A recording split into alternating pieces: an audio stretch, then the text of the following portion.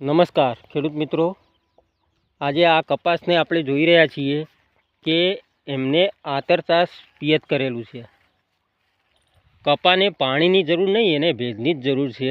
આપણે ખૂટા બધા ચારા પાઈને ખૂટા પાણીનો વ્યય કરી નાખીએ છીએ.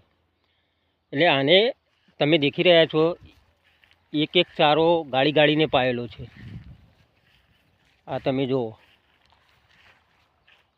એક એક ચારો ગાળી ગાળીને પાયેલો છે. ખાલી ભેજ જ જોઈએ છે. આ વરસાદ આપણા ગુજરાતમાં જે 15 દિવસથી નથી, એટલા માટે ખાલી કપાસને ભેજની જ જરૂર છે. એટલે આપણે શું કરીએ છીએ, બધા ચારા પાઈ દઈએ છીએ, ફૂલ કરી નાખીએ છીએ. એની જરૂર જ નથી. ખાલી ભેજ મળી રહે ને એટલે કપાસને એનું જીવતદાન મળી રહે. એટલે પાણીની બી બચત થાય અને ખોટો પાછળથી વરસાદ આવે તો પાછું ખેતર ભરાઈ જાય તો પાછો એનો વિકાસ અટકી જાય. એટલે આપણે ખાલી ભેજ જ આપવાનો છે. એટલે આ ખેડૂત ભાઈએ જો તમે જોઈ રહ્યા છો, ખાલી ભેજ જ આપેલો છે.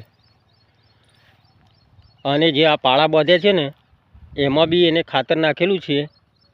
એ ડીએપી નાખો યા કોઈ પ્રાકૃતિક ખેતી કરતો હોય તો જૈવિક ખાતર નાખીએ તો બી ચાલે.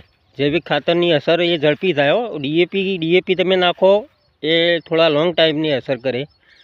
બાકી જે અત્યારે હાલ જે જૈવિક ખાતર નાખો ને તમે, એની અસર તમારે એનો ભેજ અડે એટલે તરત જ એની અસર ચાલુ થઈ જાય. હા, એટલે આ રીતે તમે પિયત કરો ને તો એ તમને ઘણું ફાયદાકારક છે.